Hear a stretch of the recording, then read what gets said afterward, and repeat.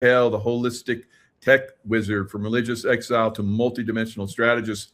The last time he was on, he warned about the coming AI tech entry into our lives on a massive scale, and boom, here it is. And now he's going to tell us how to get out of it.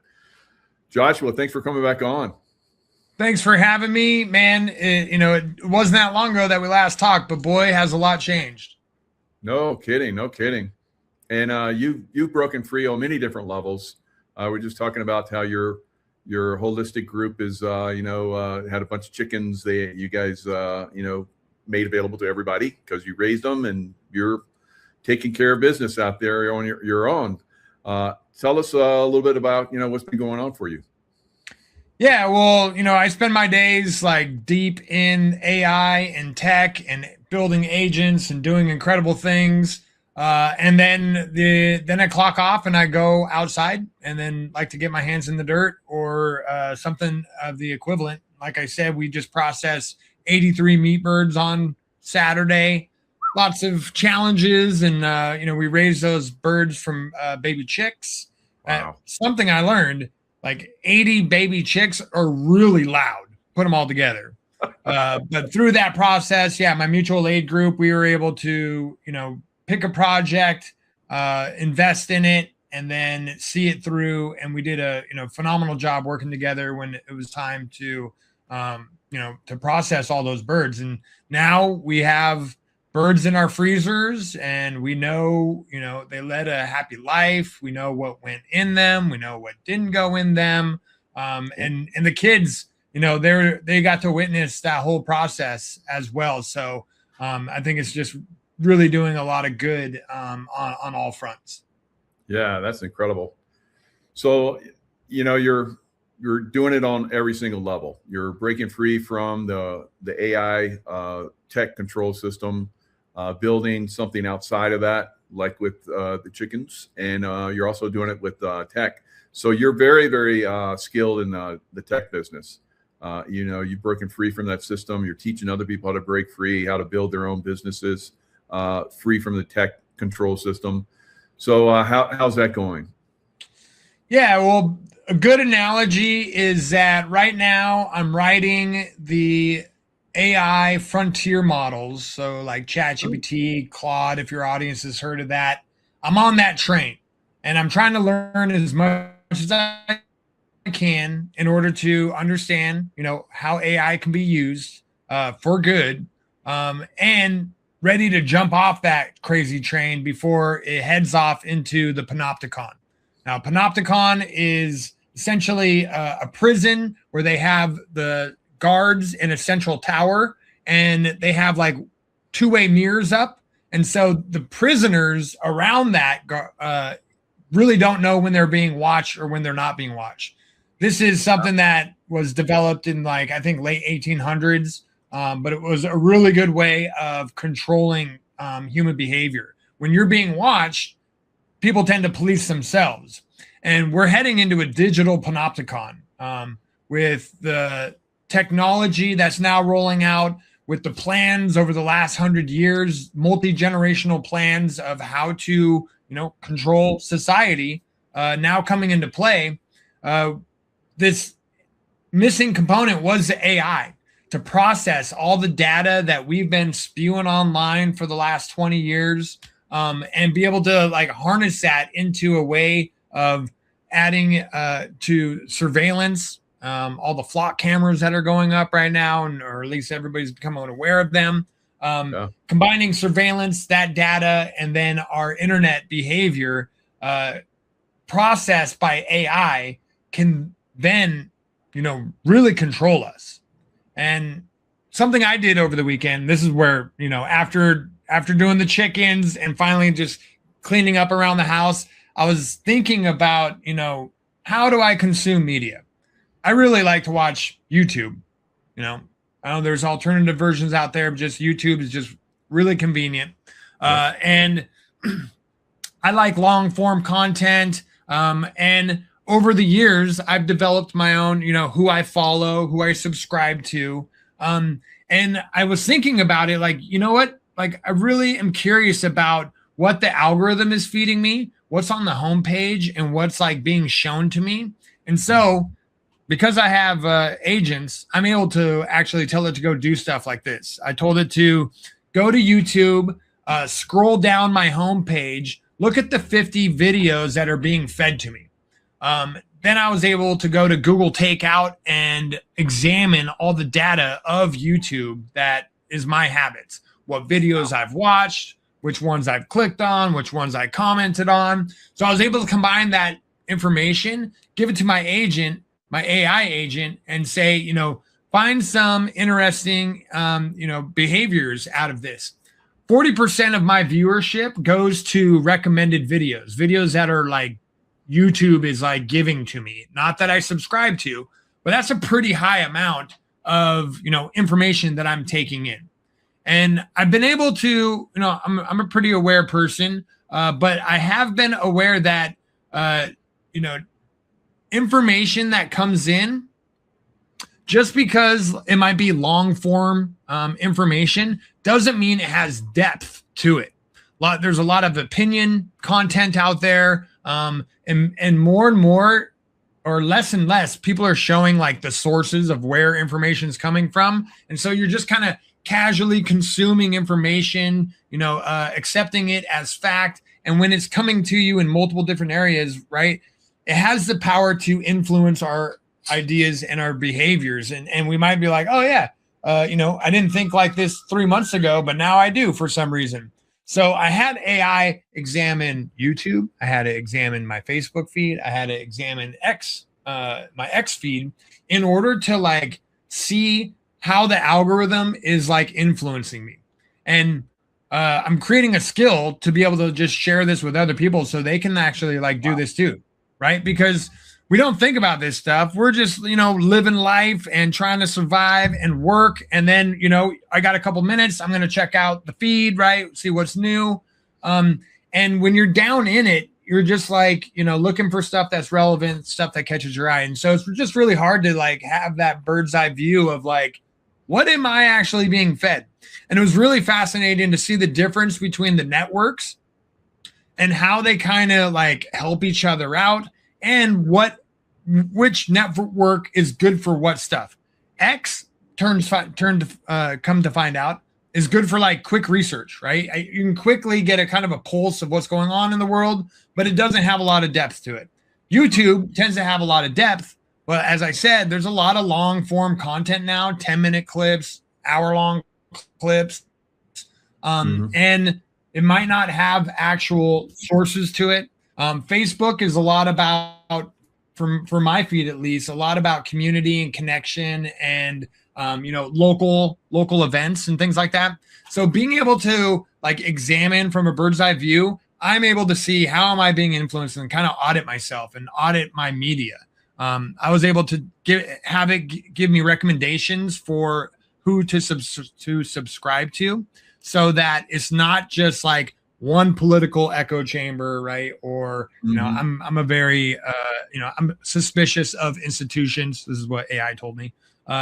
And so being able to get a more well-rounded, you know, who I subscribe to, so that I can get contrasting opinions and views, I think that's a good thing. But being able to like leverage AI to help us like get out of the weeds, examine, you know, our lives. And this is just one example that I'm sharing with your audience of like how this can be a powerful tool versus just trying to survive and, you know, make it through the day. Because a lot of us are like that. You know, I'm raising an 8-year-old, got a family, got 2 businesses with my wife. And a lot of times you just have enough resources just to like get through the day. And honestly, that's where they want you. They, meaning the controlling power structures of the world. Because if you're too frazzled to examine like, hey, what is this information that I'm constantly being inundated with every day? Even though I think it's fun, entertaining, helpful, you know, being able to examine these things is like something that AI is really good at. And now circling back, this is also being used against us because we've been trailing this data for 20 years. And now combined with the flock cameras, combined with, you know, the digital IDs that are being forced upon states and, you know, the country, there is more and more data sets being triangulated on us that AI can process within seconds to, unfortunately, create that digital panopticon that I was talking about in the beginning. Is that one of the main reasons why they're building these AI centers to collect all this, to hold all this data against us? Really, if you look at it that way, ChatGPT doesn't need all those data centers in order to, help you create a recipe for dinner, right? These data centers have been being built for, 15 years at least in like large scale. And what's really fascinating, when the current administration got their first day in office, they signed a bunch of what's it called?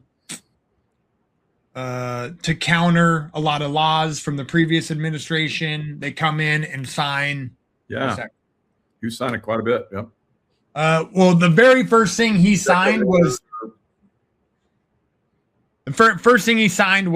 to fast track data centers. So that was his number one priority getting into office. So that just kind of paints the picture of like how important these things are. And it's not for, faster ChatGPT.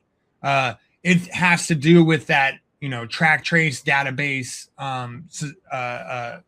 surveillance system that's being built around us, because lo and behold, the missing component AI is now like here and it can be put to use. Well, it can be used for good and for evil. We're seeing, there were millions of people came across the border that shouldn't have. Maybe there's a lot of information that's been collected on them. I would hope so.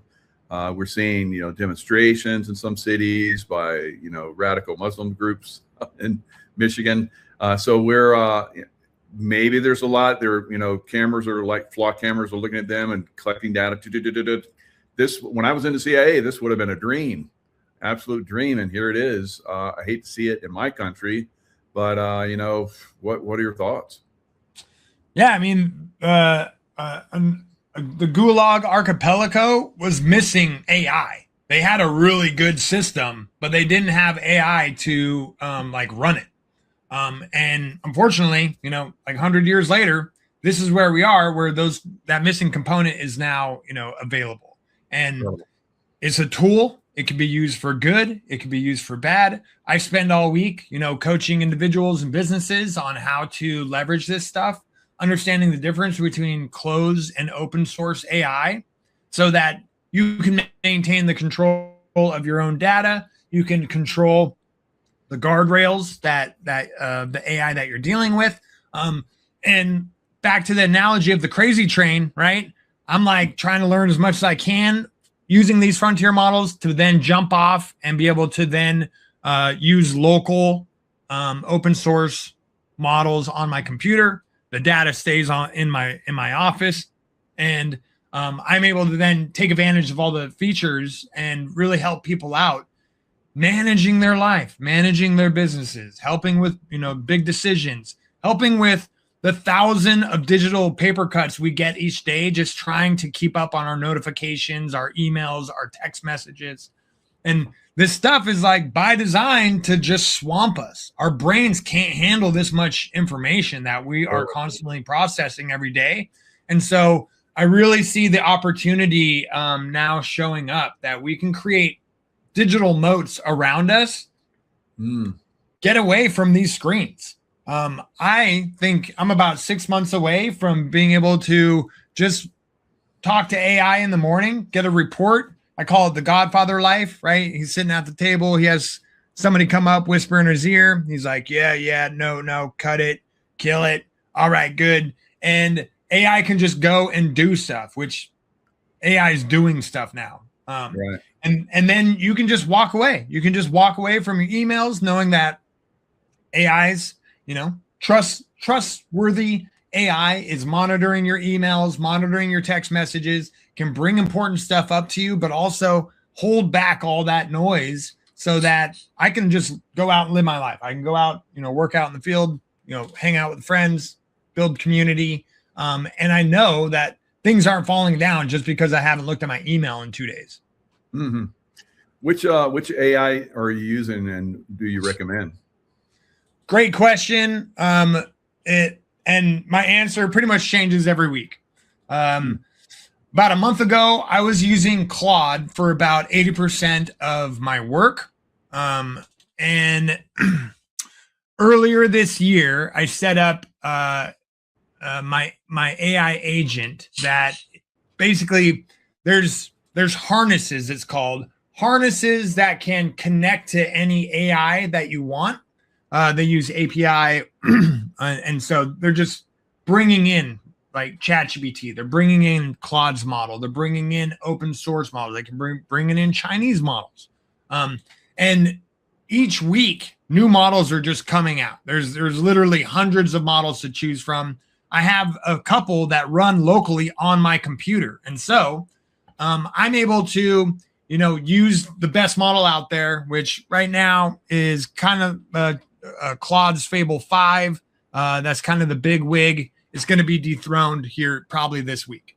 And if I have a very big idea, a very big project, a very big, business, thing I want to explore, I go to that. It does, most frontier level intelligence, processing of that information.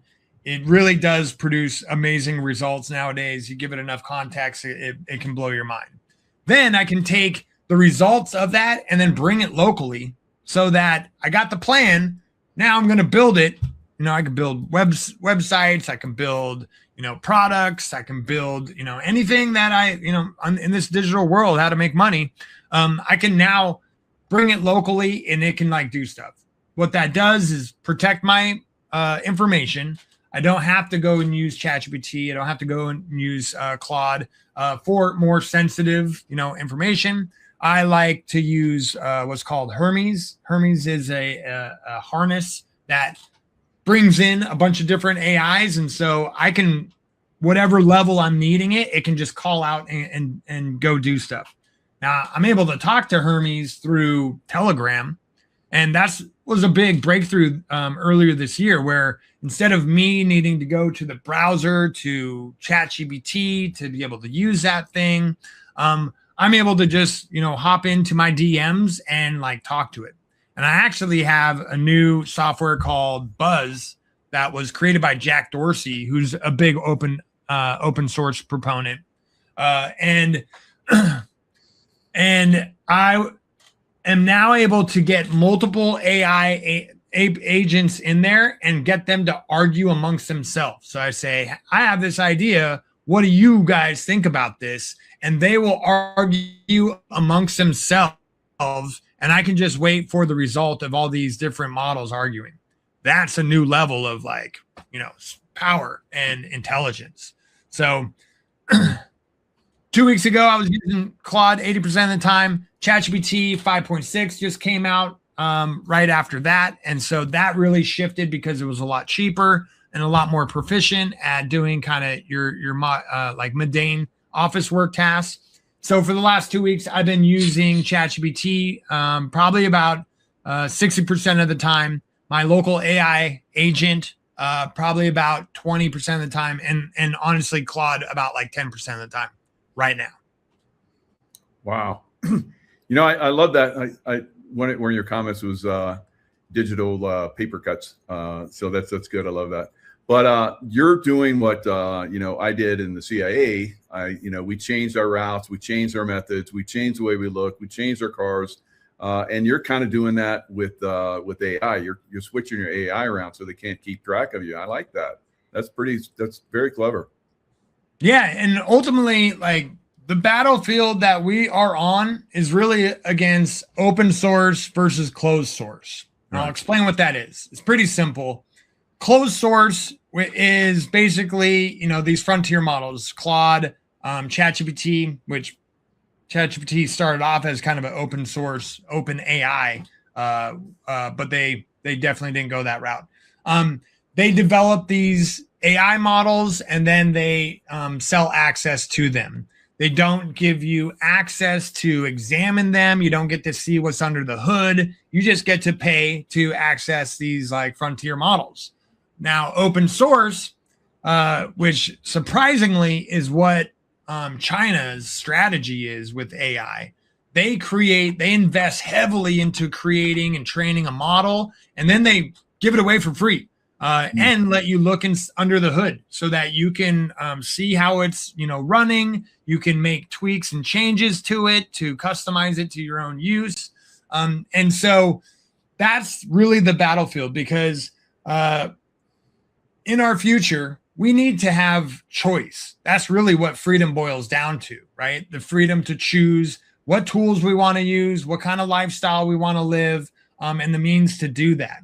But when we are, being held hostage by paying ChatGPT $20 a month, I'm on the $100 a month plan.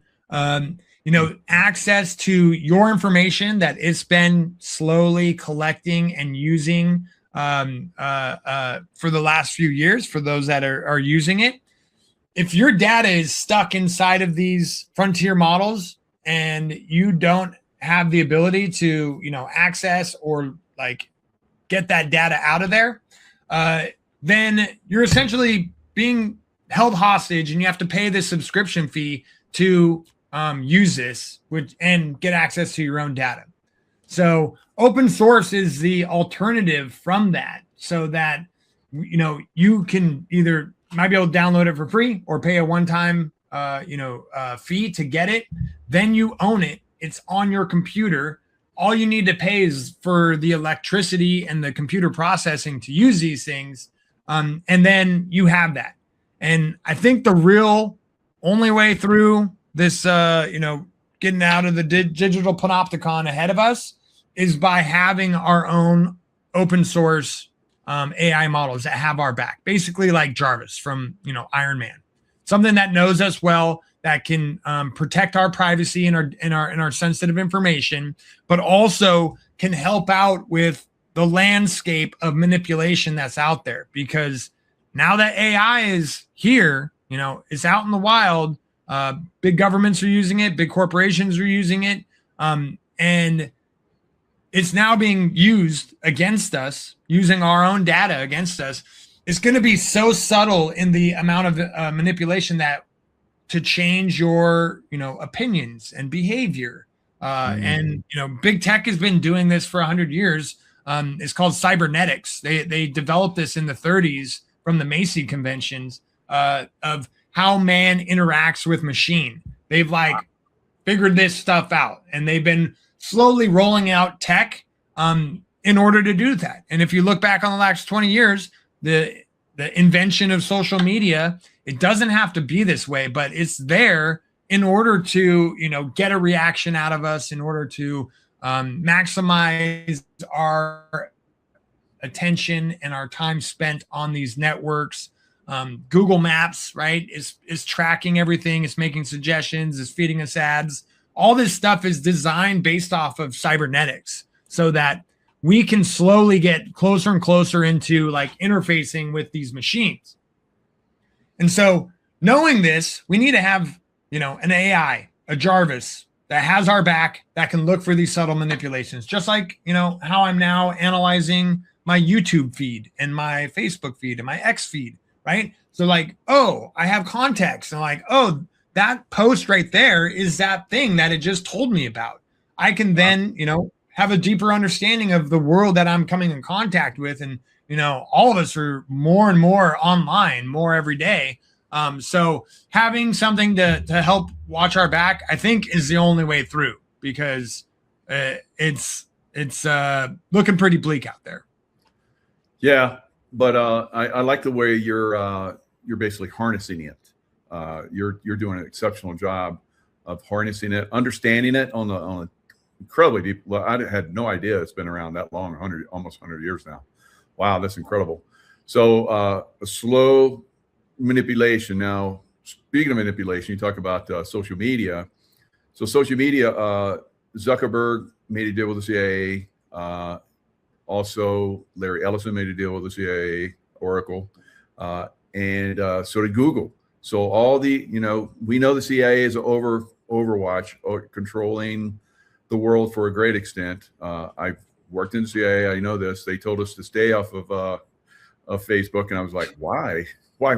What do you mean? And then I figured it out, of course, because some people posted on Facebook, and then they were no longer in a CIA job. So you have to be, they're watching everything, and they created a lot of this stuff so they could watch us. So why not create something so we can watch them? All right. So that's what you're doing. And how many people do you work with? I mean, I don't know if you want to disclose that, but you work with a lot of people, business wise and so forth. Sure thing. Well, I have different, roles that I help people out with. Right. An educator. Right now, I'm doing a live cohort where I'm walking people through how to use the new ChatGPT work. Like I said, it's no longer just in your browser and a chat conversation that you have to copy and paste with. It can now get access to folders on your computer. You can connect it to tools. Right now, I actually have it building a website for me in the background. And so it can do stuff now. And so I'm teaching people with a live cohort through that process. I also help people out with AI coaching, being able to examine, their relationship with AI, how the current capabilities that AI has that can help them out with their daily, what tasks are eating up their time each week. Creating automation so that, that report is sitting there waiting for you. You don't have to go click through all the buttons, gather all that information, and get it done. Helping people out with currently creating content. One of my clients, he had about 2 years of Zoom meeting transcripts of him and his clients and his work. So I was able to collect all those transcripts, put them into a folder on his computer, give AI access to that, and then help create content from his words. So it's not just AI making up stuff, but you're able to take those actual transcripts and then just structure them into a nice looking post so that it's your words putting out there. And the cool thing is ChatGPT now can pop open a browser and we'll go and schedule those posts for you too. So, that's hours each week that I was able to save for him. And then if you have a business, I have about almost 15 years of marketing experience in my back pocket now. So if you have funnels, if you, I'm helping people out with Facebook ads right now. There's pretty wild things you can do with leveraging AI and taking care of ad management. So it just, honestly, I'm in a really good position because AI keeps getting better and better every week. And there's just really cool things you can now do with it. So, even if you haven't, to say on your website, don't escape the system, build a better one. That's awesome. Yeah, that's right. Because, I've been escaping matrices my whole life. As we said in the beginning, I escaped organized religion when I was 16. And then I got thrown into the party scene and became addicted to heavy drugs, hard drugs. And so I've had to grow out of these things one by one. And there's some systems that you just can't grow out of. There's no more countries to go and move to that aren't, currently being controlled.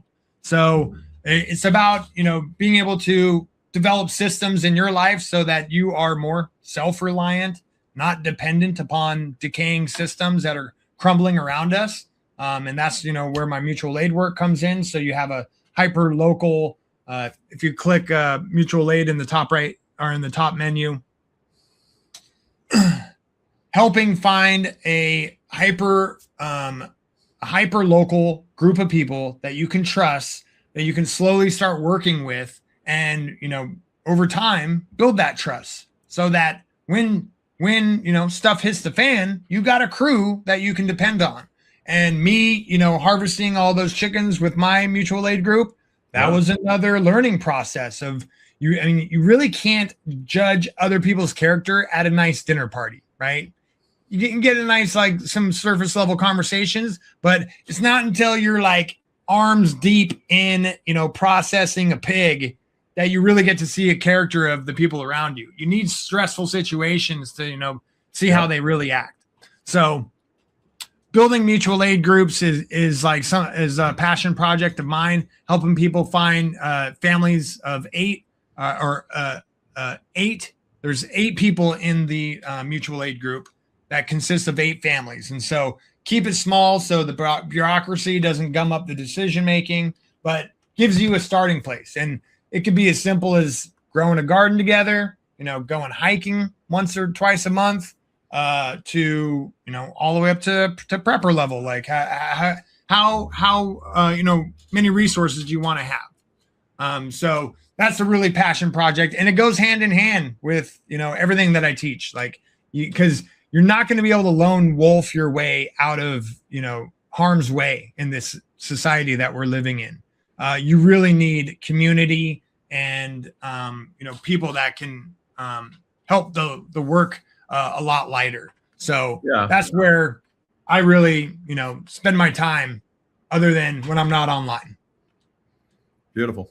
Yeah, getting your crew together, as Katie's saying in the chat. You trust very few, but you trust your crew. You got you're talking about 8 people. You have that course on how to break the ice and start to build your crew, and it sounds pretty exciting. I've seen your progression. Since the last time we talked, it's pretty impressive. You're definitely in the process. You're reporting from the ground. What's actually going on, and you're doing an amazing job creating these groups like this. So give us a little bit more. You talked about it last show. Give us a little bit more about your group and what you guys do together, and then you teach them a lot of this stuff. This is part of the process too. Wow, what a great guy to have, in your crew. Wow, that's amazing.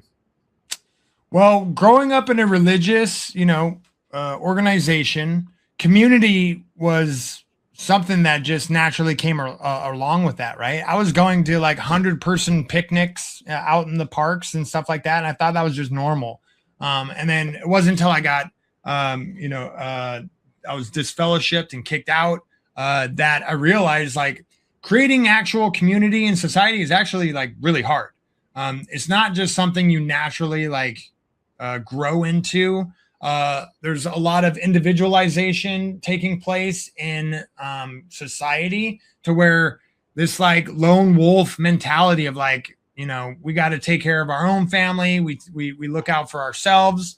And you might have, schoolmates or like, associates from work, but really to have close companions is a difficult thing, especially in this digital age, right? With social media giving this surface level connection.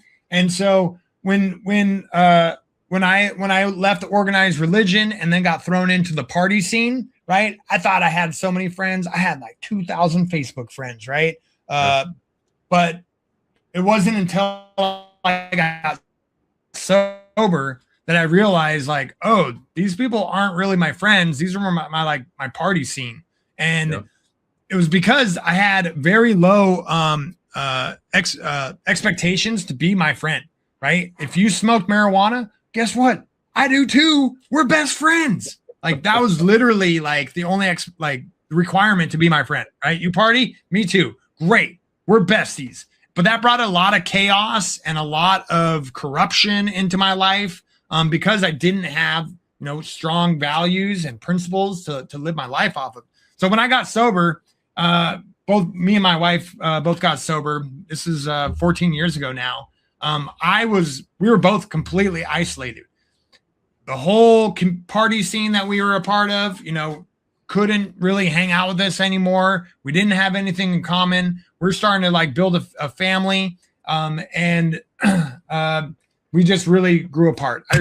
I literally have probably about 5 friends in my life from that chapter, from that period in my life. So I had to figure out like, how do I build community? And one that wasn't, because I was part of a club or part of another religion, like how do I actually like vet people in my community and create connection?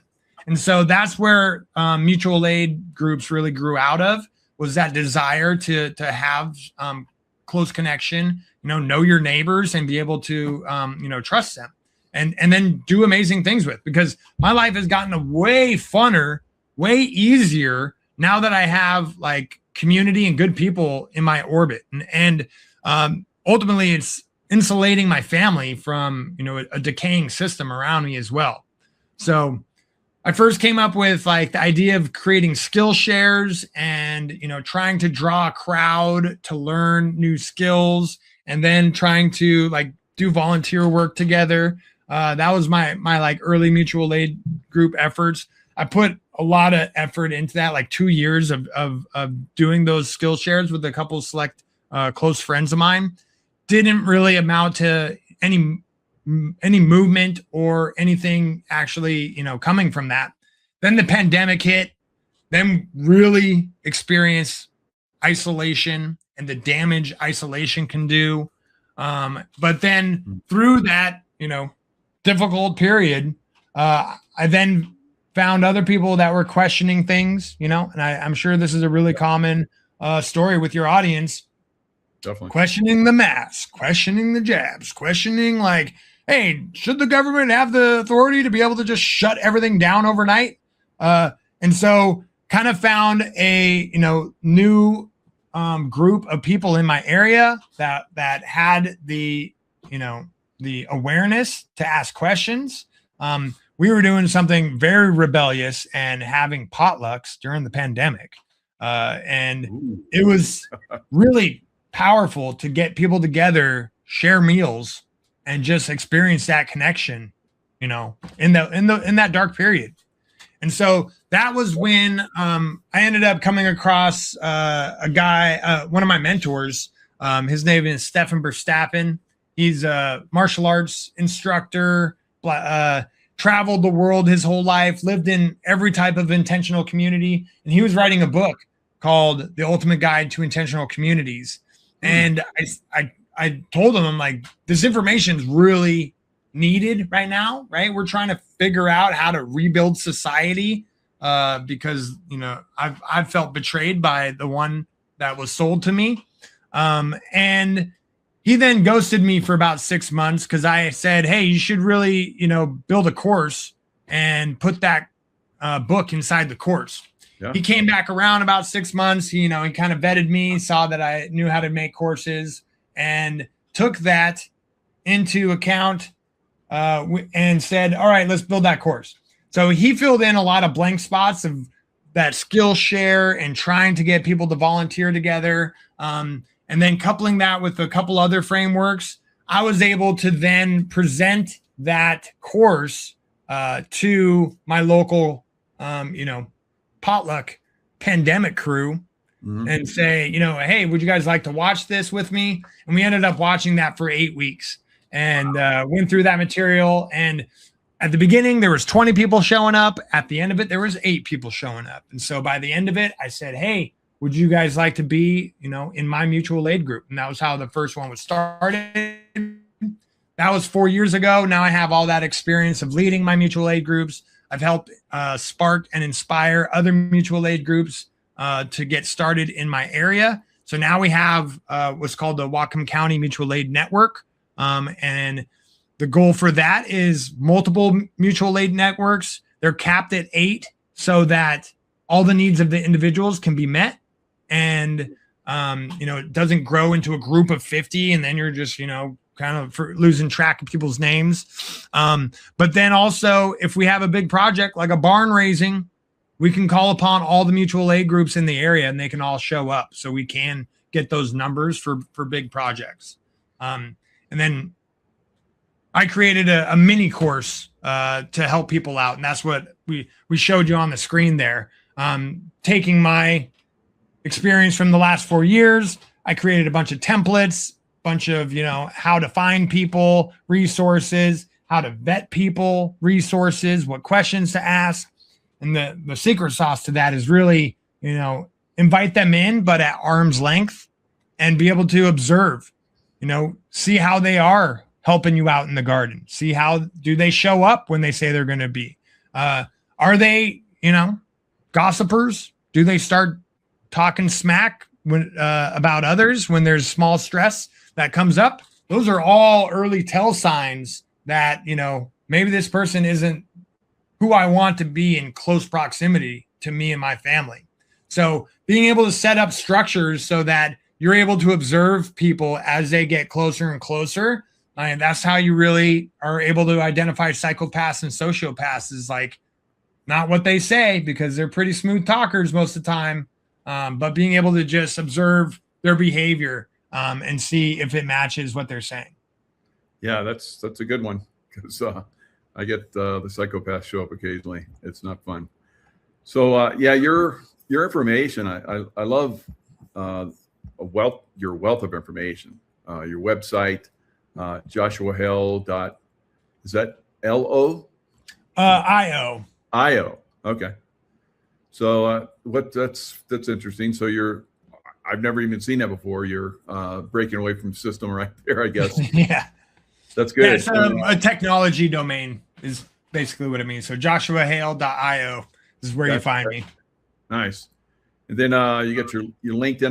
Have all these links down below where people can book a session with you, book a clarity call.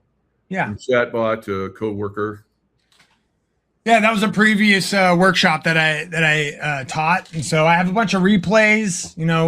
There's different levels that you can interact with me. You can watch a previous workshop. I have the Inner Circle, which is basically a Signal chat feed where I drop tips and tricks into Signal every day. You get access to workshops each month. You get access to weekly Q&As. That are going to be starting. That's a Holistic Tech Wizard Inner Circle. And that is going to be, I'm doing some pretty amazing things. So with how fast AI is moving, that's probably the best place to just keep track of how fast it's going. Very nice. So there's you've got times, you've got dates, book that clarity call. Yeah, so I offer a free clarity call. So if you just want to chat and see how well we vibe together, pitch me an idea, and nice. I bet you I'd have some good ideas of how AI could help that. And then you have a newsletter. That's good, free, nice. Yeah. Sign up and stay informed, because the stuff you're talking about. It's for most of us. It's over our heads. We don't have the time. We don't have the the know-how, but you're doing it all. You're making it easy for everybody. So that's fantastic.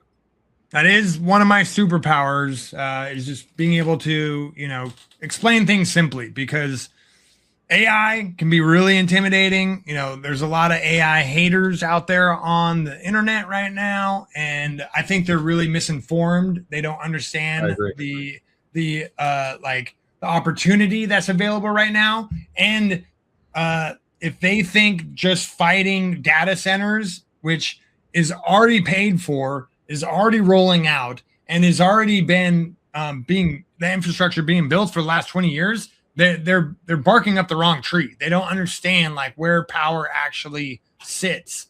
And if they just blanket hate all of AI just because it's being forced from a top down standpoint into their jobs, into their businesses, threatening their, careers, they don't understand what they're actually up against, because it's actually about open source and closed source. That's where the actual fight is right now. And people just need to know, if you don't want to touch AI and you have the resources to live out in the woods and live a good life, that's great. Congratulations. I'm glad that's for you. For everybody else, we have some big decisions to make and a rocky road ahead of us with the way society has been shaped for us. And so we really need to use all the leverage we can. And AI is a huge leverage point that I don't think the powers that be realize what they were actually making available and accessible to the general public. And There's two types of AI out there. There's the dumbed down version, and then there's the frontier capabilities that are happening right now. The dumbed down version of AI looks like chat bubbles. When you pop open a chat, a chat window, and it tells you what sentences you can choose from in order to interact with it. That's dumbed down AI. That is not the actual frontier models. That is pre-designed, if this then that systems that you're just interacting with. The frontier models are extremely powerful. Are just this last week, ChatGPT, which I hold at arm's length, just came out with the most recent voice capabilities. It's had voice for the last year, 2 years, but they just upgraded it to where it can now listen and speak at the same time. And so the back and forth is actually really conversational, and it's not cringy or frustrating. And it can do multiple things simultaneously, meaning I gave this as an example in this week's cohort. I was able to say, chat, I want you to check the schedule for next weekend, see if I have enough space to take the family camping, go and check the weather, tell me if the weather is going to be nice. Simultaneously, I want you to generate an image and, be able to share that image of what my family could be doing for outdoor activities. And then I want you to also spin up a website so that I can share, our upcoming summer schedule with my family. And it will simultaneously open up 5 chat windows now, get each of those tasks going while you can still talk to it and keep brainstorming.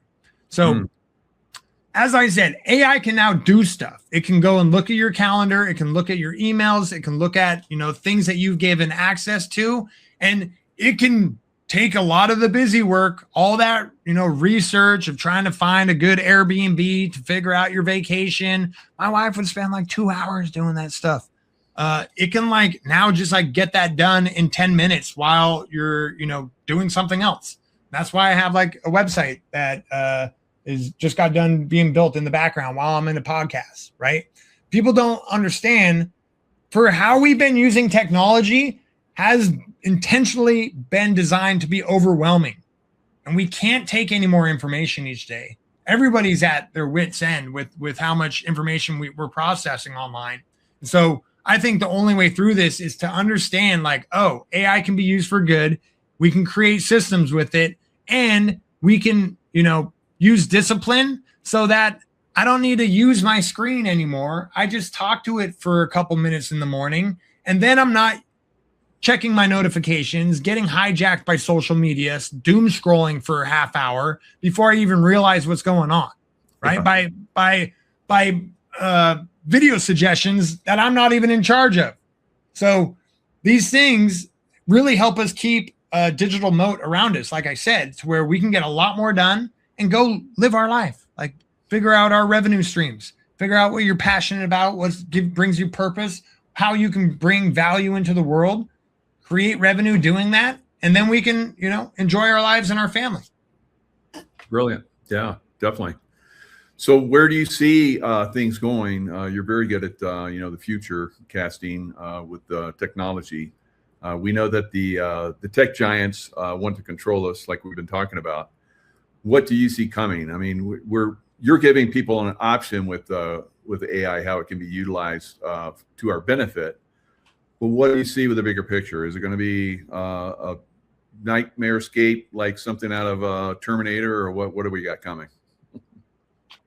Somebody asked me, what do I see coming in 10 years? I don't know. That is really far. Yeah, there's so much growth that can take place, and so many bad things that can happen in that amount of time. 6 months. Well, Elon Musk, love or hate that guy. I kind of do both. He said in 3 years, there's going to be 100 million to 1 billion robots on the planet doing work. Yep. And so that is I watch robotics pretty carefully just because I want to know the current capabilities. Last weekend, a new service in San Francisco is hiring robots to clean your house. Now, they're not fully autonomized, but they do have a human controller kind of remote controlling them. But for $30 an hour, you can get a robot to come clean your house. That's kind of where the current capabilities are outside of military, right? Military's got their own robotics. Yeah. So robots are here. Our world is rapidly changing around us. And, I really see that the physical world with robots, and then that digital panopticon, scenario that I'm trying to point out and let everybody know, like, unless you're using privacy respecting phones and website browsers and computers, like, you are spewing your data all over the place, and it's now going to be heavily used against you. So I do have a lot of concern about, where we're going to be in the next couple of years with AI just knowing and profiling everybody down to the T, where the AI knows you better than your mom and your partner.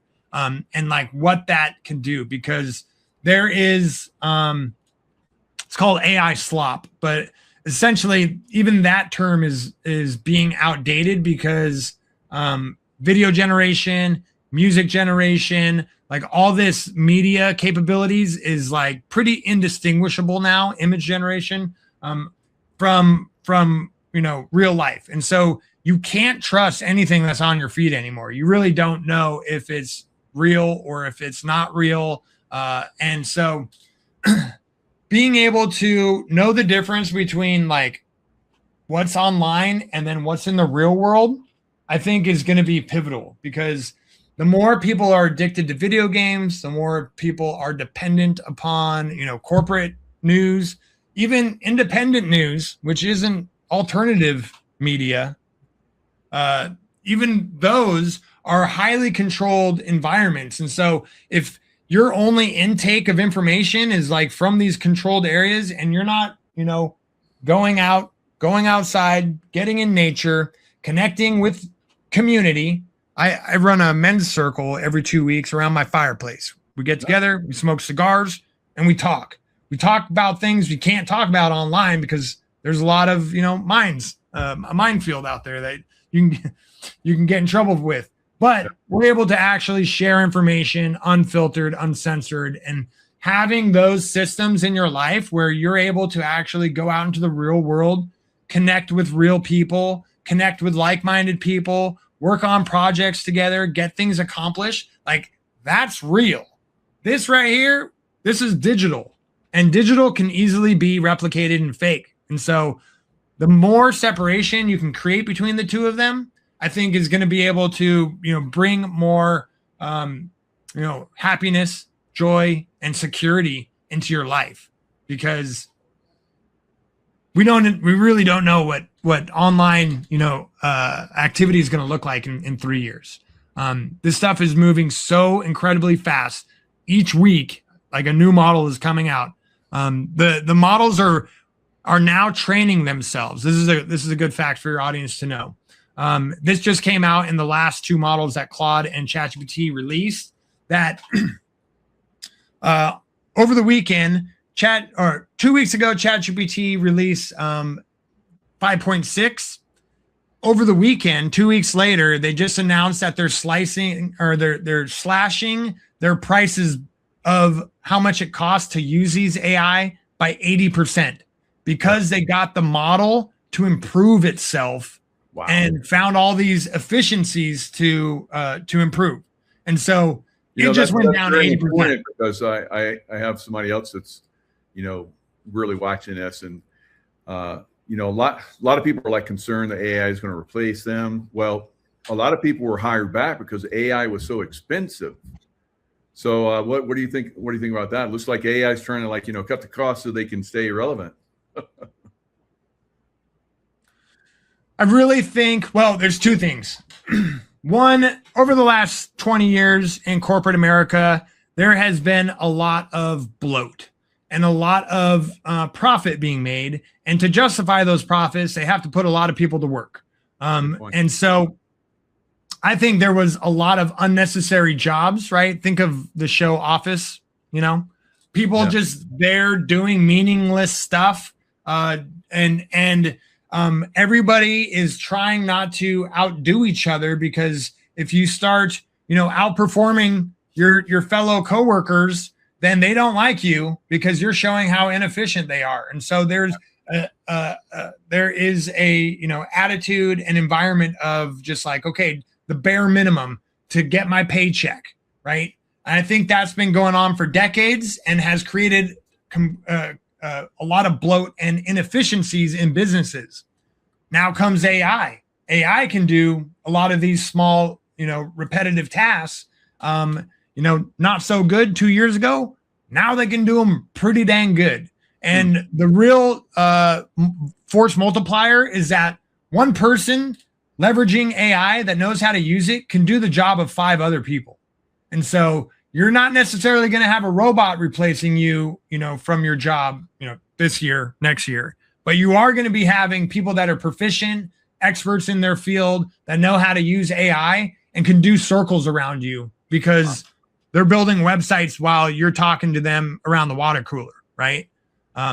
So I think that's one of the first things that's going to, be a real shock to the work system. Then there is robots, like we just said, like they are being built, they're being developed, and we're now crossing a point, like I said, with 80% efficiency costs just dropped in 2 weeks. These AI models are now training themselves, and so we're now entering into a phase. It's called recursory training, where the model is going to train itself. And this is where the hockey puck shoots up, is because now the AI has the capability to train itself. It's going to really improve quickly. So if you thought AI was moving fast the last year, 2 years, what's going to happen in the next 3 months is going to be untrackable, because we really can't fathom how quickly this is going to progress. And so that's where what I tell everybody, just learn what it can do right now. Look at your life, find out ways that you can improve what's going on with your work, with your job, with your business, with your life. Create these systems, because there is a big opportunity right now to get these things in motion. Because if you ignore this, if you're in the AI hater crowd and you choose to stay ignorant, be out of hatred, you are not going to recognize the society that is being built around you rapidly in the next couple of years. Yeah. Wow. I'm getting so much more of appreciation. I always really did for AI. I felt it's like, when the internet came out and there was all those people said, I'm not going to use the internet. And, then they get left behind, like you're talking about. Eventually they crawl up to it and start using it. But they're way behind. So this is the moment to not discount it and get involved. Wow. Incredible insights. And I totally agree with you. I'm going to have to book a session with you and, see where I can go with this. This is fantastic. I love what you're putting out there. And I want to be on the cutting edge. I don't want to get left behind. So you're right. Those people that are, still thinking that this isn't, because look at all the robotics that have been out there for decades, in manufacturing. Look at all the cars. You see the cars going through, and it's like robotics. They've been showing that for decades now. It's not anything new. It's just going to another level where, the Jetsons maid is going to come in and start cleaning your house, so it's, we're there. Finally, we've been saying, where's all this stuff? Here it is. AI is bringing it into fruition. Yeah. And the robot angle, I was like, oh no, I'm not going to even have a robot. No way. But to then, try and garden and grow enough food for your family and realize how much work is needed out in the field to actually feed yourself. We're nowhere close to being able to grow. We have 10 acres and 2 gardens, and we're nowhere close to being able to feed our family for the winter. Right. But to think that you can buy a robot for 30 grand and it's going to work every day out in the field to grow your family food, that's pretty tempting, right? To actually have some capabilities to actually live off grid. I'm open to it. So long as, like I said, it's running open source software, I get control of the data, and we're not on a subscription model for that thing. Yeah, that's beautiful. And summer, spring, summer, fall, a little bit of fall. You got an outdoor garden, and then you have indoor. You have a greenhouse, and your robot works the greenhouse, and maybe you have fish pond or whatever. Those ones, just like these things, and they just water. That's part of the AI that can be built around that, and then you get a robot thrown in there. Wow, you won't have to worry about food again. So that's brilliant. It's pretty exciting times. Everybody better buckle up. I agree. And tell us again your website. You can go to Joshua Hale, JOSHUAHALE.io. And, love to just have a conversation with you. I'm sure you have I look forward to meeting your audience. You can jump on my newsletter where I talk about, homesteading and high-tech stuff. And then, be able to jump on one of my courses if you want to learn something. Yeah, fantastic. Great stuff, Joshua. I look forward to having you back on once we turn another corner in this AI revolution that's going on. So thanks so much for your insights. You are definitely cutting edge with this, and I appreciate your insights. Thanks, Michael.